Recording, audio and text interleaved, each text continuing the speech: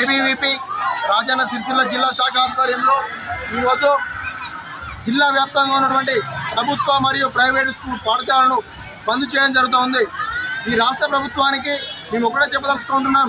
ఈ బంద్ గల కారణాలు ఏంటి అంటే ప్రభుత్వ స్కూళ్ళల్లో మౌలిక వసతులు కల్పించాలని, అదేవిధంగా విద్యార్థులకు నాణ్యమైనటువంటి భోజనం పెట్టాలని, అదేవిధంగా విద్యార్థులకు ఏవైతే ఉన్నాయో ఫెసిలిటీస్ అన్నీ కూడా అందించాలని, అదేవిధంగా ఖాళీగా ఉన్నటువంటి డిఎస్సి పోస్టులు కూడా భర్తీ చేయాలని, అదేవిధంగా ఈ రాష్ట్రంలో ప్రైవేటు కార్పొరేట్ స్కూల్ అన్ని కూడా విద్యార్థుల తల్లిదండ్రుల నుంచి రక్తం దాగినట్టుగా విద్యార్థుల దగ్గర నుంచి డబ్బులు వసూలు చేస్తూ ఉన్నాయి.